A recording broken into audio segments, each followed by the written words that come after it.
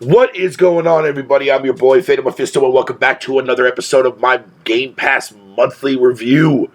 That's right, the month of May has officially come to a close, and at the time of me recording this video will be the 1st of June, too, as well. We are now in E3 month, which is ridiculous, honestly, because this year has been going by way too goddamn fast, but I digress. Let's go ahead and jump right into this and see if the month of May was actually worth a shit within the world of Game Pass. I know everybody hates the service, but I don't give a shit because the service is fucking awesome. So, the first batch of games that we got announced way at the very beginning of May, I believe it was May 3rd actually, when I was digging up these photos when I saw the blog post. These were the first games that were coming into Game Pass for the first half of May. So as you can see, we had Just Cause 4 Reloaded, we had Outlast, sorry, I should say, that was coming to consoles and the phone, like Android Cloud, you know what I mean, the xCloud shit. Consoles and PC, same with the actual Just Cause 4. Already played Outlast a long time ago. Just Cause, I've never really been a big fan. Psychonauts is definitely worth a download. Specifically, more importantly, with the sequel coming out, highly recommend that you play Psychonauts. It's definitely on my list of games that I definitely want to get done before the sequel comes out. Hence the reason why I already have it downloaded on my console. But definitely worth the playthrough if you have not played that shit. Red Dead Online, fuck Red Dead 2, honestly. No, actually, I take that back, sorry. Fuck the online. I do not like the direction that they chose with the online for RDR2. I love the single player. I know a lot of people despise that game, but I absolutely fucking love it. But the online can eat a dick. So I would not recommend that one at all, period. Steep, if you are into snowboarding or you want to play a pretty decent snowboarding game, you cannot go wrong with Steep. Also, a couple more games throughout the month too as well that dropped fucking, from EA Play. One of them happens to be the new FIFA game, FIFA 2021, I believe it is, or something like that. I think that dropped into whatever you want to call it. That's available on consoles and PC, but no cloud support on that one yet. Dragon Quest Builders 2 is another game that I definitely gave a try, downloaded and tried it out. I actually dig the hell out of it. But I'm definitely going to keep that game for a rainy day, because there was other games that were coming out that I wanted to play, but it's definitely worth your time and worth your playthrough, especially if you're a fan of the first one. Highly recommend that you check out Dragon Quest Builders 2. Then lastly, for the console side, we got Final Fantasy X and X-2 Remastered, or HD Remastered, whatever you want to call it. Classic Final Fantasy. If you've never played Final Fantasy X and X-2, I recommend that you play 10, but avoid the fuck out of fucking X-2. Unless you want to get the entire experience, then by all means ignore me and go straight after both games. That's fine. Then lastly, of course, Remnant of the Ashes was finally released on PC. I played a little bit of the console version of it itself when it first came out on Game Pass. It's okay. It's pretty decent, actually. It's not bad. But it is what it is.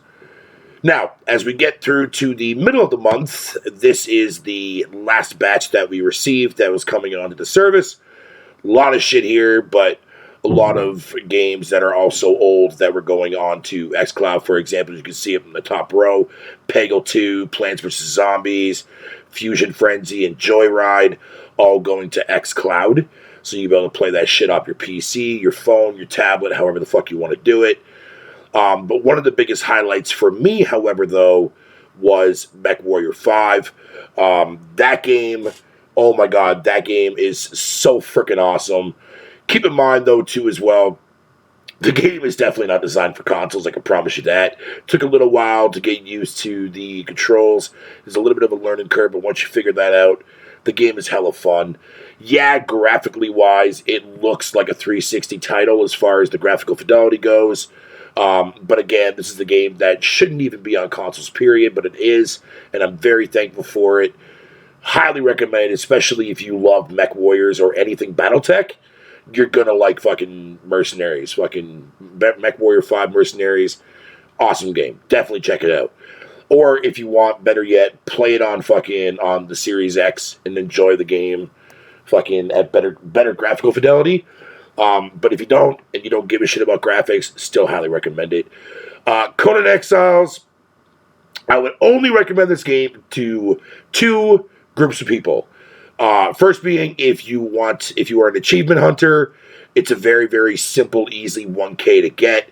And the second group that I would recommend this to is people that absolutely love survival online games. Conan Exiles is actually a pretty decent freaking game.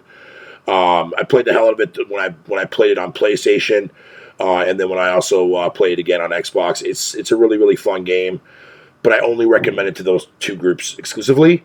Unless you just want to pique your curiosity to see if you would actually dig the genre, but other than that, yeah, stick it to those 2 groups.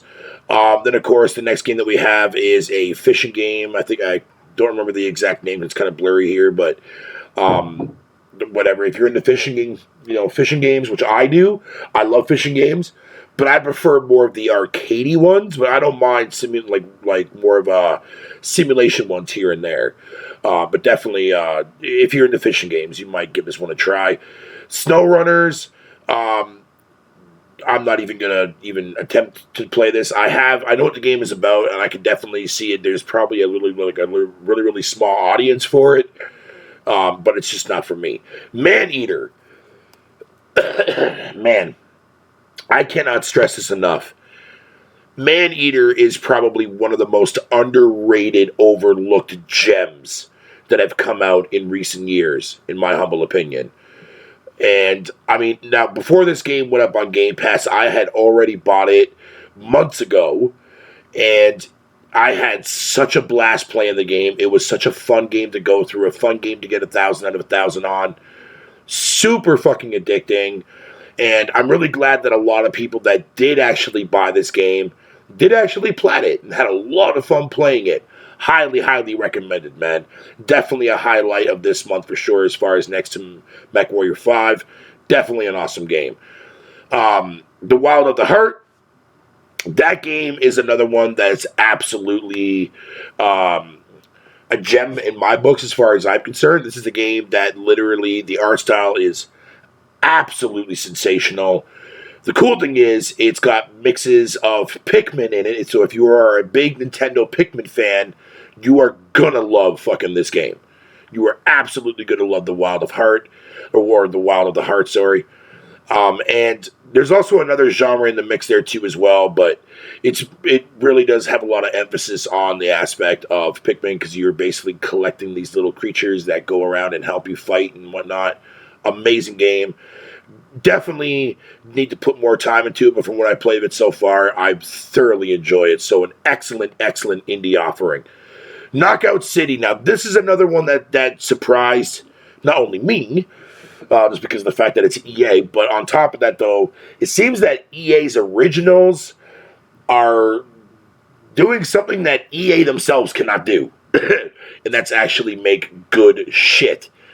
Now, I didn't really play the game online as of yet, but I wanted to get an idea of the concept so I can visualize in my mind how well this game is going to be.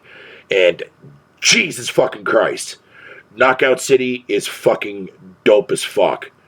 A lot of people that literally recommended to me is, oh, Fatal, you're going to play, you're going to download it.